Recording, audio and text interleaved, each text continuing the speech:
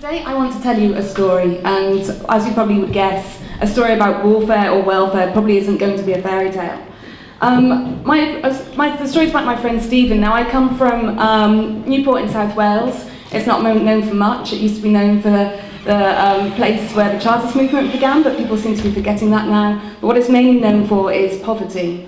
Now, when I used to go to career fairs when I was 15, the majority of the stands would be military stands. Like, the expectation of you from coming from an underprivileged area was that you were going to join the military. And many of my friends took this up, including my friend Stephen. Now, I was walking to my French exam and bumped into Stephen. I asked him how he did in his English exam. He said, I don't think I passed because I didn't revise.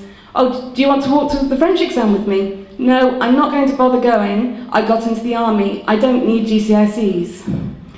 Now, why had he made this choice? He had some really good answers on this. He had a guaranteed job, a career route, training in a topic that he was actually interested in, which hadn't happened from at school, a secure salary, financial support for buying his first house, a community that his family would grow up in if he chose to have a family, and of course the opportunity for international travel. He also, through joining the army, managed to get out of our estate and move on to bigger and better things.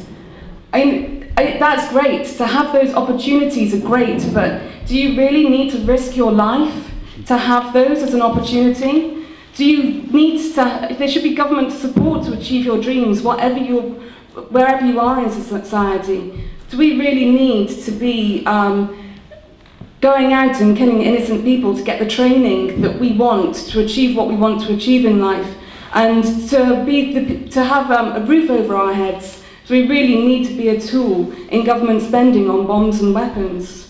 And I share the same vision of the Green Party, that we really need to have a curriculum for students that actually addresses their needs rather than needs of mainstream education, free lifelong learning for all, ensuring that every person has a roof over their head, a secure, an NHS that's based on the basic principles that we originally built it from, and a citizen's income to make sure that everybody has a secure salary. We need investment into this stream, and we need government investment into this stream. As the fourth largest military spend, the UK has the fourth largest military spend, with only the USA, China and Russia behind us.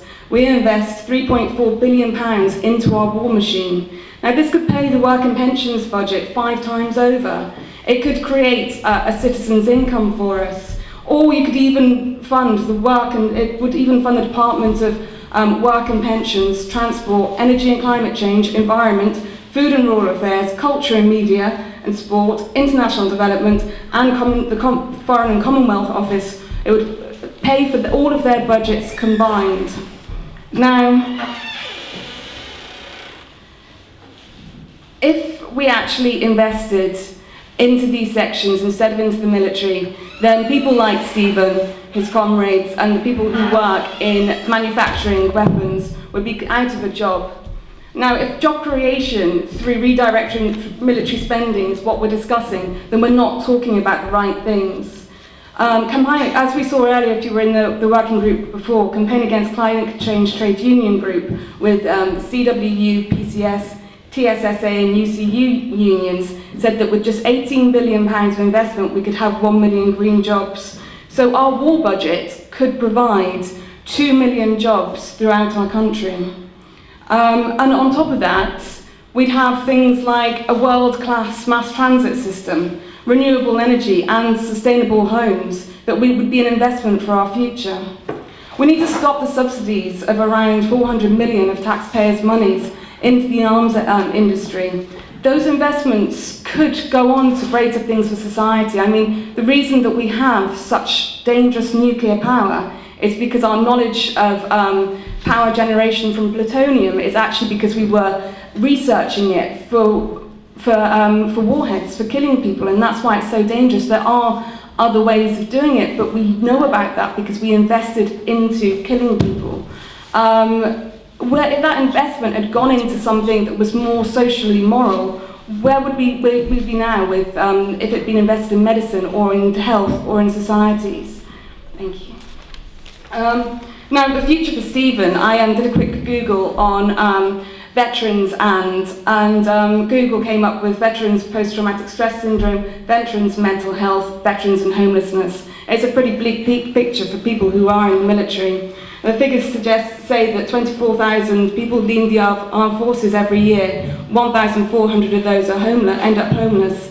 3% of prisoners are actually ex-army. 4% have post-traumatic stress disorder. 19.7% have common mental disorders. And more veterans commit suicide than were killed in Afghanistan. Interestingly, 45% of those veterans are on benefits. War breaks people, and it's the welfare system and charities that have to pick that up. Stephen's decision to join the army was based on the fact that he came from an underprivileged background because he didn't have the education he needed, because his family had, despite the fact his mother worked, they didn't have a guaranteed roof over their heads to raise him and his brother and sister. Now, without investment into welfare, he chose to take a route of warfare. Inequality is bad for everyone, leading to social problems, crime and ill health. Coincidentally, warfare leads to the same issues. Quite frankly, I no longer want to live in a country where we're discussing both of these issues. Thank you. Thank you for inviting me on the platform.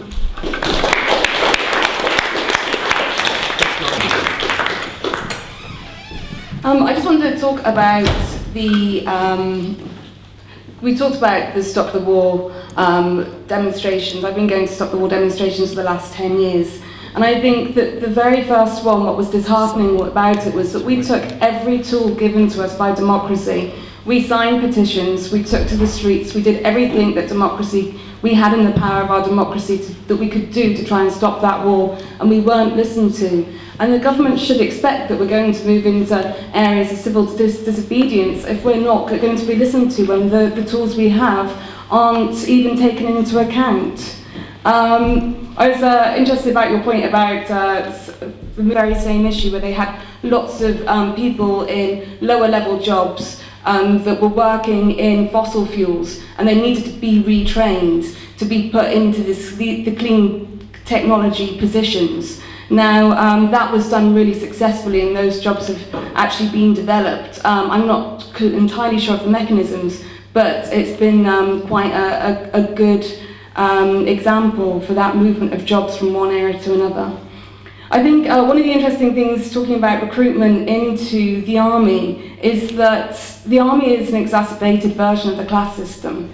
If you're from a working class background, you are in those low level jobs with no vision of getting any higher than a certain point, because the people who have had a middle class education and have gotten to, had the opportunity to go to university get straight in at that officer level without the same kind of risk even that the people in working class positions have to take. And I think that it really reinforces the idea of class, that you are just a soldier and you have to maintain rank compared to everyone else in the system.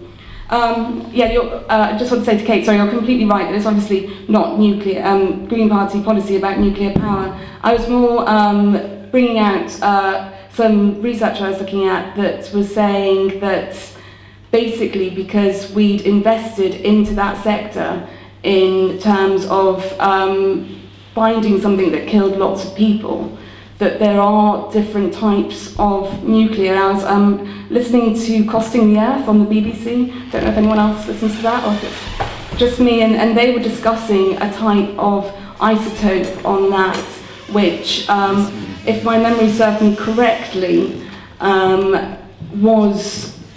there's not enough understanding about how it works, but it wouldn't have the same issues on the same kind of scale at all that the current nuclear system has. Now, I apologise if I've taken that a bit too to heart, and I'm going to completely blame Costing the Earth for that. Blame the BBC. But yeah, I'll pass you on to Chris, and thank you very much. Blame the BBC.